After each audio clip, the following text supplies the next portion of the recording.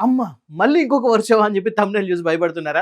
చెప్తా. ఆ విషయం కూడా చెప్తా. మొత్తానికైతే వర్షం గురించి మాట్లాడుకుంటే Punjab versus Kolkata night riders వీళ్ళిద్దరి మధ్య జరిగిన మ్యాచ్‌లో అనుకోకుండా వర్షం పడింది. మ్యాచ్ మంచి రసవత్తరంగా సాగుతుంది. ఇక్కడ ఒక్కరికి ఒక విషయం అర్థం కాని విషయం ఏంటంటే కోల్‌కతా నైట్ రైడర్స్ టాస్ గెలిచి బ్యాటింగ్ ఎందుకు తీసుకుందో ఇప్పటికి ఎవరికీ అర్థం కావట్లేదు. మర్చిపోయి బౌలింగ్ అనబోయి బ్యాటింగ్ అన్నాడేమో మరి అదే కంటిన్యూ చేసాడేమో తెలీదు గానీ దాని తగ్గట్టే రిజల్ట్స్ కూడా వచ్చేసాయి. మరి 20 రన్స్‌కి అక్కడ 2 వికెట్లు అనేది పడిపోయాయి. చూస్తుండగానే మ్యాచ్ అనేది కాల్ ఆఫ్ అయిపోయిందనమాట. ఈ ఐపీఎల్ 2026లో ఫస్ట్ మ్యాచ్ ఒకటి నో రిజల్ట్ గా తేలిందంటే కోల్కతా వర్సెస్ పంజాబ్ అనమాట. అందుకోసం దాని మీద ఏం పెద్ద వీడియో చేయాల్సిన అవసరం లేదని చేయలేదు. బట్ ఇప్పుడు మీరు చూడబోయేది ఏంటంటే Rajasthan Royals versus Mumbai Indians. మరి ఈ మ్యాచ్ లో ఎవరికి ఎక్కువ ఎడ్జ్ ఉంది, ఎవరు ఎక్కువ సార్లు ఆడారు, మ్యాచ్ లో ఏమన్నా ఇక్కడ కూడా వర్షం పడే అవకాశం ఉందా లేదా, అండ్ ఎవరి టీం చాలా స్ట్రాంగ్ గా ఉంది, ఎవరి టీం వీక్ గా ఉంది, మరి ఏ టీం ని నమ్ముకోవాలి, ఏ టీం ని నమ్ముకోవద్దు అనే విషయం గురించి క్లియర్ కట్ గా చెప్పేస్తారనమాట. And at the same time మీ ఫేవరెట్ టీం ఏంటనేది కామెంట్ రూపంలో తెలియజేయండి.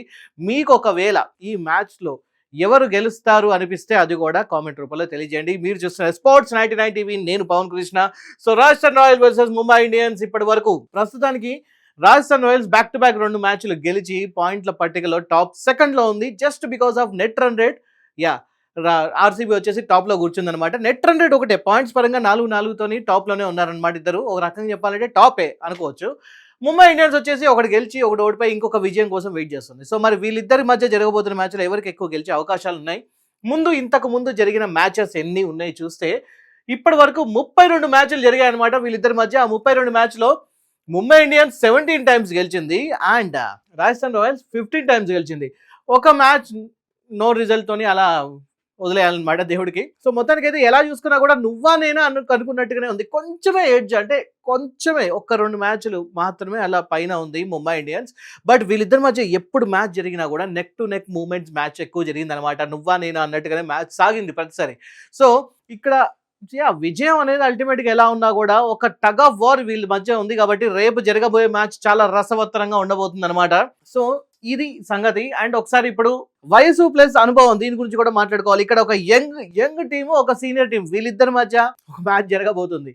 ఎస్, సో ముంబై ఇండియన్స్ మొత్తం సీనియర్స్ ఉన్నారు అండ్ ఇంకొక పక్క రాజస్థాన్ రాయల్స్ లో మంచి యంగ్ అండ్ ఎనర్జెటిక్ బ్లడ్ ఉందన్నమాట. సో ఒకసారి రాజస్థాన్ రాయల్స్ గురించి చూసుకుంటే 15 ఏళ్ల వండర్ కిడ్ వైభవ్ సూర్యవంశీ మంచి ఫామ్ తో ఉన్నాడు. ప్రతి మ్యాచ్ తోనే ఒక రికార్డ్ లాగా తను మన ముందుకు వస్తున్నాడు అనమాట. ప్రతి మ్యాచ్ తోని తన గురించి మాట్లాడేలాగా చేస్తూ ఉన్నాడు.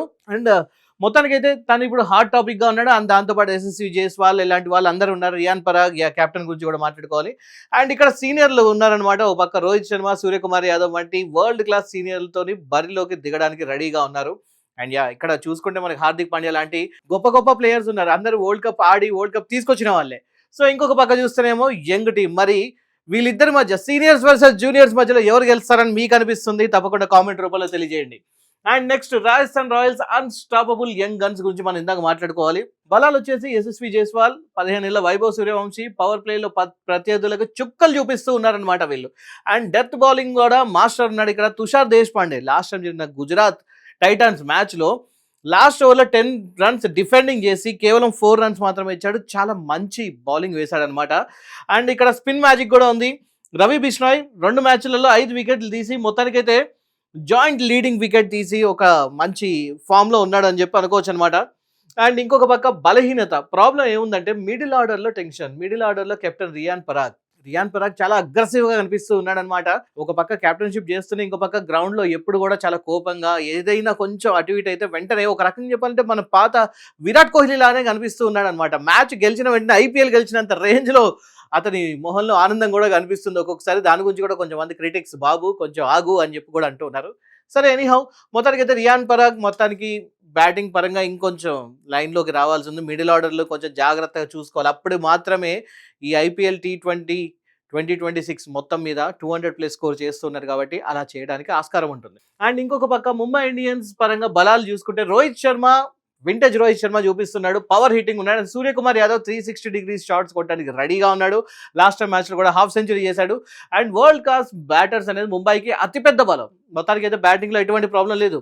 బుమ్రా ఎకానమీ గురించి మాట్లాడుకోవాలి. వికెట్ల పరంగా కొంచెం వెనక ఉన్నప్పటికీ కూడా ఎకానమీ మాత్రం చాలా బాగా మెయింటైన్ చేస్తున్నాడు అనమాట. సో ఒక రకంగా ఇది ఒక మంచి విషయం అని చెప్పి అనుకోవాలి. ఎప్పుడు వికెట్ టేకింగ్ మాత్రమే కాదు, స్కోర్ ఒక పక్క పరుగులు పడుతున్నప్పుడు, ముఖ్యంగా ఎప్పుడైతే అవతల టీం చేసింగ్ కి ఉన్నప్పుడు ఆ టైంలో వాళ్ళని కంట్రోల్ చేయాలంటే ఇలాంటి ఒక బౌలింగ్, ఒక కంట్రోలింగ్ బౌలింగ్ అనేది చాలా అవసరం. అండ్ అందులో బుమ్రా మనందరికి తెలిసిందే అతని సంగతి ఏంటనేది.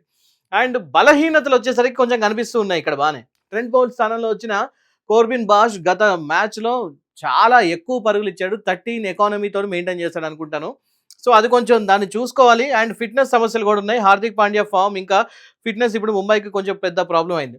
అయితే ఇక్కడ బాష్ గురించి ఎందుకు మాట్లాడుకోవాలంటే, మనకి రాజస్థాన్ రాయల్స్లో ఉన్న యంగ్ ప్లేయర్స్, ముఖ్యంగా సూర్యవంశీ కానివ్వండి, ఇంకా రియాన్ పరాగ్ కొంచెం ఇప్పుడు మళ్ళొకసారి లైక్ ఫామ్లోకి రావాల్సి ఉంటుంది. ఎస్ఎస్సి జైస్వాల్ వాళ్ళ టాప్ ఆర్డర్ వీళ్ళందరూ కూడా మంచి బ్యాటింగ్‌తోని రెడీగా ఉన్నారు. ఎలా చూసుకున్నా కూడా వాళ్ళు కొంచెం టాప్ హార్డ్ హిట్టింగ్ చేయడానికి రెడీగా ఉన్నారు కాబట్టి, వాళ్ళకి గనక బాల్ కరెక్ట్ బ్యాట్‌కి వచ్చిందంటే మాత్రం దాన్ని కరెక్ట్‌గా తీసుకెళ్ళి ఎక్కడ ల్యాండ్ చేయాలో అక్కడే ల్యాండ్ చేస్తారు. ఎక్కడ బౌండరీలో అనమాట.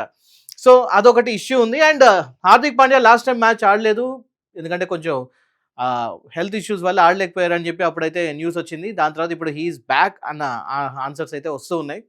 అండ్ ఇంకొక కీలక ఆటగాళ్ళ ప్రదర్శన ఇక్కడ మనం చూసుకుంటే, తుషార్ దేశపాండే గురించి ఇందాక మనం మాట్లాడుకుని, చివరి ఓవర్లో రషీద్ ఖాన్ అవుట్ చేసి మ్యాచ్ గెలిపించిన ఒక హీరో అని చెప్పి అనుకోవాలి. రషీద్ ఖాన్ అవుట్ చేసిన థింగ్ గురించి అందరూ మాట్లాడుకుంటూ ఉన్నారు. అండ్ ఇంకొక పక్క రవి బిష్నాయ్ గురించి మాట్లాడుకోవాలి. 5 వికెట్లు తీశాడు. మొత్తానికైతే అత్యంత ప్రమాదకరమైన స్పిన్నర్ అని చెప్పి అంటూ ఉన్నారు లాస్ట్ 2 మ్యాచ్లో.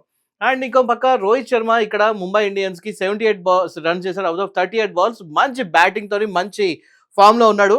అండ్ షార్దుల్ ఠాకూర్ కూడా కొంచెం ఆలోచించాలి, ఇక్కడ భారీగా పరుగులు ఇస్తూ ఉన్నాడు అనమాట. గత మ్యాచ్ లో రన్స్ అనేది కొంచెం ఎక్కువగా ఇచ్చాడు, కానీ అంతకుముందు మ్యాచ్ లో మాత్రం హీరో అయ్యాడు. మళ్ళీ ఈసారి మొన్న 0 అయినా మళ్ళీ ఇంకోసారి హీరో అవుతాడా లేదా అనేది చూడాలన్నమాట. మొన్న అయితే వికెట్స్ దొరకలేదు. అండ్ ఒకసారి మనం ఇక్కడ బరాస్పర పిచ్ గురించి మాట్లాడుకోవాలి అండ్ వెదర్ కండిషన్ గురించి మాట్లాడుకోవాలి. ఎస్, వర్షం పడే అవకాశం ఉందంటే లేదు. సో నో టెన్షన్, మ్యాచ్ జరుగుతుంది. పిచ్ పరంగా చూసుకుంటే మాత్రం బ్యాటింగ్కి ఇది స్వర్గధామం అనమాట. ఇక్కడ అత్యధిక స్కోర్ 199 దాకా వెళ్ళింది, రాజస్థాన్ రాయల్స్ చేశారు. అండ్ టాస్ పరంగా చూసుకున్నా కూడా ఇక్కడ 67 మ్యాచెస్ బౌలింగ్ ఎంచుకున్న జట్లే ఇప్పటిదాకా గెలిచాయి అనమాట. అండ్ లాస్ట్ 5 మ్యాచెస్లో 4 మ్యాచెస్ వచ్చేసి ఎవరైతే చేసింగ్కి దిగారో వాళ్ళే గెలిచారనమాట. సో ఇక్కడ చేసింగ్ చేయడానికి ఎక్కువ ఛాన్స్ ఉంది. అండ్ మంచు ఇక్కడ డ్యూ ఉంటుంది, రాత్రి మ్యాచ్ కాబట్టి డెఫినెట్గా కొంచెం సెకండ్ ఇన్నింగ్స్లో డ్యూ ఫ్యాక్టర్ కొంచెం వచ్చే అవకాశం ఉంది. అది వస్తే మాత్రం బౌలర్స్కి కొంచెం చుక్కలే. అండ్ వాతావరణం గాల్లో తేమ ఎక్కువ, వర్షం పడే అవకాశం అనేది ఆల్మోస్ట్ అనుకోవాలి ప్రస్తుతానికైతే. సో అదనమాట సంగతి. అండ్ విజయ అవకాశాల గురించి చూస్తే మాత్రం ముంబై ఇండియన్స్కి 58.9% గెలిచే అవకాశం ఉంది అని చెప్పి అంటున్నారు ప్రస్తుతానికి. But at the same time Rajasthan రాయల్స్కి అయితే 41.1% గెలిచే అవకాశాలు ఉన్నాయని చెప్పేసి చాలా మంది ఫ్యాన్స్ అంటూ ఉన్నారు. మరి మీకే అనిపిస్తుంది, ఇది కరెక్టా రాంగా? ముంబై ఇండియన్స్ గెలిచే అవకాశం ఉందా, లేకపోతే రాజస్థాన్ గెలిచే అవకాశం ఉందా? నాకైతే 50-50 అనిపిస్తుంది. ఎందుకంటే ముంబై ఇండియన్స్లో ఉన్న ఒక ఎక్స్పీరియన్స్ ప్లేయర్స్, ఒక మ్యాచ్ ఓడిపోయినా ఇంకొక మ్యాచ్ వాళ్ళకి గెలిచే సత్తా ఉంది. వరల్డ్ క్లాస్ ప్లేయర్స్ ఉన్నారు, వాళ్ళ ఎక్స్పీరియన్స్ వాళ్ళకి ఇప్పుడు ఒక పెద్ద asset. But Rajasthan Royals young and energetic ఉన్నారు, వాళ్ళని తక్కువ అంచనా వేయడానికి లేదు, బ్యాక్ టు బ్యాక్ ఆడుతూ ఉన్నారు. సో మరి ఇప్పటిదాకా ఆడిన మ్యాచెస్లో వాళ్ళు టాప్ లెవెల్లో ఉన్నారు అంటే వాళ్ళు టాప్ లెవెల్లో ఆడారు కాబట్టి, మరి ముంబై ఇండియన్స్ని కూడా మట్టి కనిపిస్తారా లేదా? మీరేమనుకుంటున్నారు దాని గురించి తప్పకుండా కామెంట్లో తెలియజేయండి. మీ ఫేవరెట్ టీం ఏదనేది కూడా తప్పకుండా కామెంట్లో రాయండి. అండ్ ఇంకొక వీడియోతో మీ ముందుకు వస్తాను. అంతవరకు like, share, subscribe and bell మాత్రం చాలా ముఖ్యం.